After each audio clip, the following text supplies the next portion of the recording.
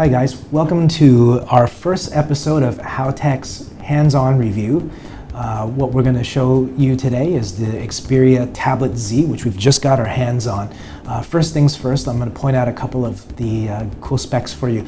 The important thing to remember is that the Xperia Tablet Z is now made of glass, so the design is actually very similar to the Xperia Z handsets. You take a look at it, it's a very thin device. It's supposed to be the thinnest on the market. It's 6.9 millimeters thick. That is pretty thin, and like it's supposed to be the thinnest. It's also very light. It's about 500 grams, so that's about half a kg, a little lighter. The glass display is pretty cool, and you can see from the design it's pretty sleek. It looks just like the Xperia Z handsets.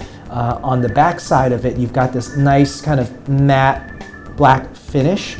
Looks really cool there. Again, it's kind of just in line with the Xperia Z's.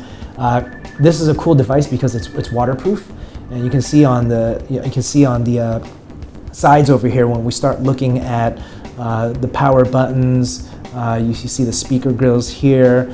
These are those IP57 standards where everything is waterproof, so you can pop things out, open there. So it's pretty cool device. Good first impression. But let's get into the device now. See, when we get into the device, you'll see it looks very nice and very clean. We'll open it up. So to open it, all you do is you flick your hand up or you flick it back down. So there, and you've got that whole Xperia Z theme that Sony has going, from its mobiles to the tablets, and they're trying to do that with most of their products here.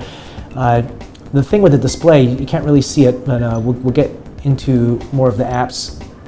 Just kind of walk around through all the different screens. You can take a look around. Then get out of here. So the interesting thing about this tablet overall is that the screen is only, it's 10.1 inches, it's 1200 by 1920 pixels, it's got 224 ppi. So with this, it's actually not on the highest end. There's higher end out there, so I guess Sony didn't want to put the most expensive parts in there. It still looks okay. Let's just go over maybe the most important kind of unique features on here. Probably the most interesting thing is the remote control. Which unfortunately we don't have a TV to show you, but you can see that you go into here, you'd add a device.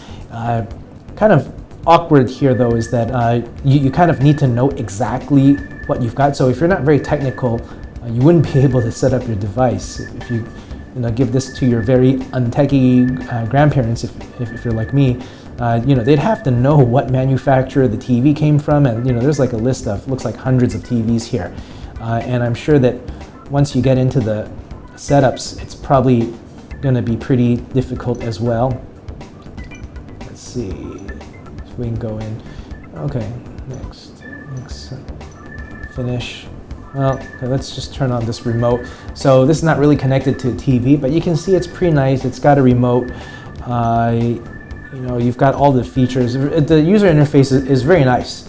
And there's a feature that we can't really test for you now, but once you've got this set up, the content is supposed to just start streaming out for you.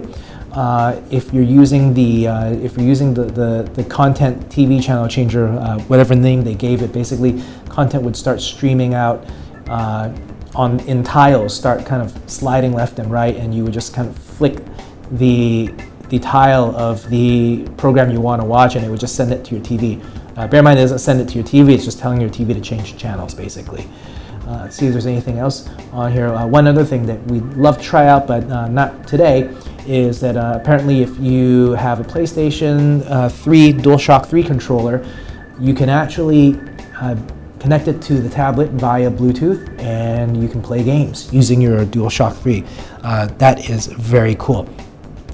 Besides that, let's take a quick look at the rest of the layout. So you've got all of your kind of Sony-esque apps at the bottom, the Walkman, Album, Movies, Sony Select. Now, we don't have any content here to show you. Next time we will.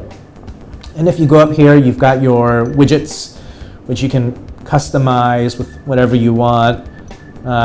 Very, very Sony Xperia Z feeling. Another aspect that's really cool about the Xperia Z tablet, or the Tablet Z, is this unique feature that Sony's got, which is the ability to kind of float apps on top of other apps.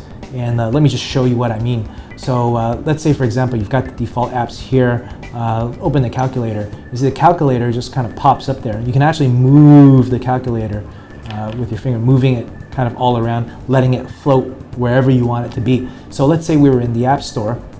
Notice the calculator just kind of stayed open, and I can move it around. So if I'm actually using the App Store, looking at different apps, I can move the calculator wherever I want it to. You can actually set up more apps on here. Say, for example, I want to go to set up a widget.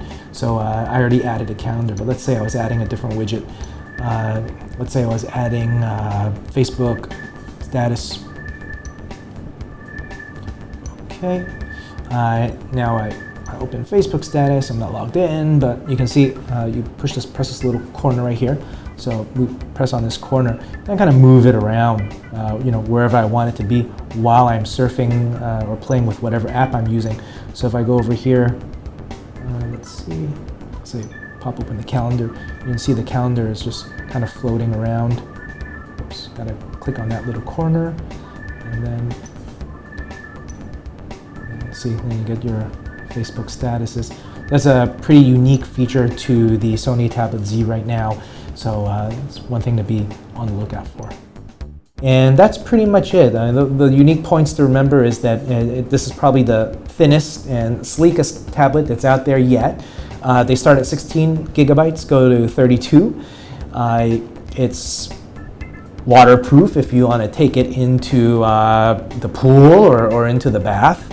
And it has a cool TV remote. It supports a DualShock 3 controller, but in terms of whether or not this is the highest end of hardware, there's higher end out there. Question is whether you need it, and of course the screen is not as good as maybe some of the other higher end products out there, but you can tell it's still pretty crisp. It looks pretty good. So that's it for our very first kind of hands-on mini review of the Tablet Z. Thanks a lot.